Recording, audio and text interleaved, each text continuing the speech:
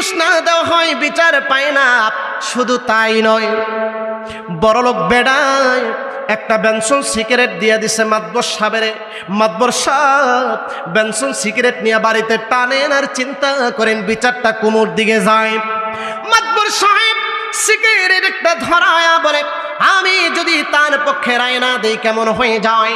এই মাতবর সাহেব বিচারের আসনের মধ্যে বসে যায়।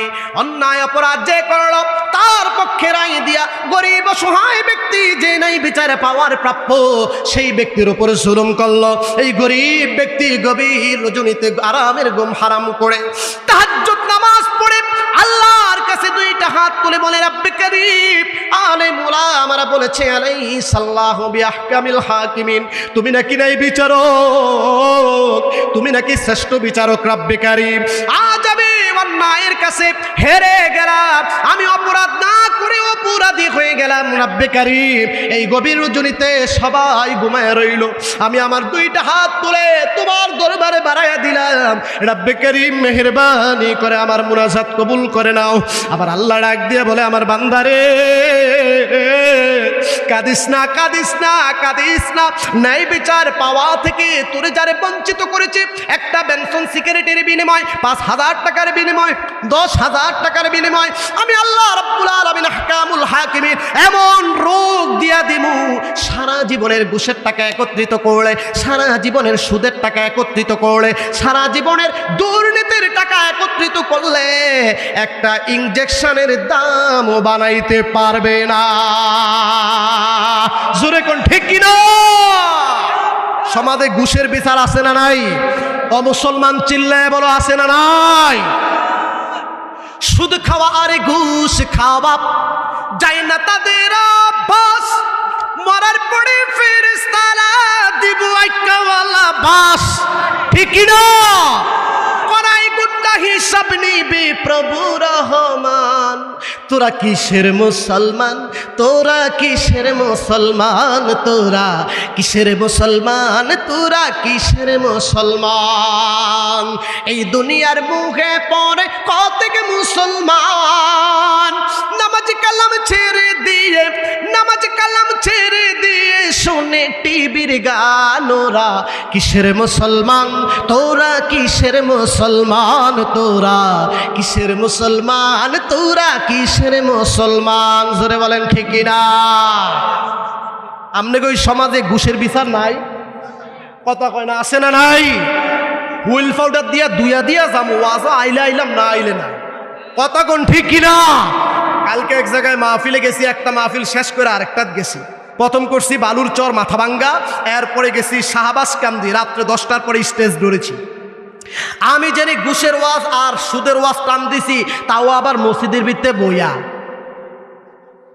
তার কারণ হলো অনেক মসজিদের সভাপতি ঘুষখোর, ঠিক কিনা? ফোর্সে উর্ফে যায়া অনেক মসজিদের কমিটির ভাইরা সুদখোর, ঘুষখোর, জেনাখোর। আমাদেরকে বলে, হুজুর ইয়াউমুল জুমার দিন মেহেরবানি করে একটু ঘুষ নিয়ে আওয়াজ করেন, সুদ নিয়ে আওয়াজ করেন, জেনা নিয়ে আওয়াজ করেন। কারণ মসজিদের অনেক কমিটির ভাইরা সুদ খায়, মসজিদের অনেক কমিটির ভাইরা ঘুষ খায়, মসজিদের অনেক কমিটির ভাইরা অপরাধের সাথে সম্পর্ক। আমাদেরকে দিয়া কেন আপনি উস ভাঙান? কারণ পুরো সমাজবাসী মিলে এই সুদখোর, ঘুষখোর, গাঁজাখোর তাদেরকে মিলাইয়া ঝিলাইয়া মসজিদের কমিটি বানায়া দিছে, ঠিক কিনা? আম করে হুজুর আপনারা একটু ওয়াজ করে দিন সুদ ঘুষ নিয়া, আম করে দিয়া ওস ভাঙ্গা। আপনারা বেকে মিল্লা মসজিদের সভাপতি দিছে ঘুষখোর। কিরে বাবা, কথা কোন ঠিক কিনা? মসজিদের সভাপতি দিছে সুদখোর, মসজিদের সভাপতি দিছে, কথা কোন ঠিক কিনা? আর আমাদের হুজুর একটু সুদ ঘুষ নিয়ে ওয়াজ করেন, শয়তানে লারে চাকরিটা আড়াইতাম বিল্লাহ। কথা কোন ঠিক কিনা? এই সমস্ত লোক আছে না নাই? শুধু তাই নয় ভাইরা আমার, মসজিদের কোন আলেম যদি মিম্বরের মধ্যে বসে কোরআন হাতের মধ্যে নিয়ে যখন বলে সুদ হারাম, ঘুষ হারাম, জেনা হারাম, বেবিচার হারাম, অন্যায় হারাম, অপরাধ হারাম। দেখা যায় 5 মাস 6 মাসের মাথায় ওই আলেমদেরকে নিয়ে ঘুষখোর সুদখোরেরাই গভীর ষড়যন্ত্রের মধ্যে লিপ্ত হয়ে যায়। আমি কি ঠিক মতো কইতাছি না ব্যাঠিক কইতাছি? আপনি কইলেও ঠিক, না কইলেও ঠিক, কারণ আমি তো মসজিদের ইমাম। কথা কোন ঠিক কিনা? আপনি কইলেও ঠিক, না কইলেও ঠিক, কারণ আমি তো ইমাম। আমি তো জানি কি অবস্থা যায় সমাজের মধ্যে যখন ওয়াজটা কারোর উপর ফইরাই বয়। কথা কোন ঠিক কিনা?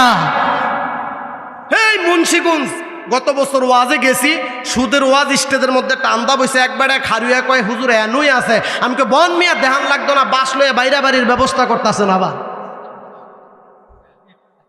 কথা কোন আছে না নাই? সুদ খাওয়া আর জুয়া খেলা যায় না তাদের অভ্যাস, মরার পরে ফেরেশতারা দিব বাস। ঠিক না? করাই গুন্ডা হিসাব নিবে রাব্বির রহমান। তোরা কিসের মুসলমান, তোরা কিসের মুসলমান, তোরা কিসের মুসলমান, তোরা কিসের মুসলমান? জোরে কান ঠিক কিনা?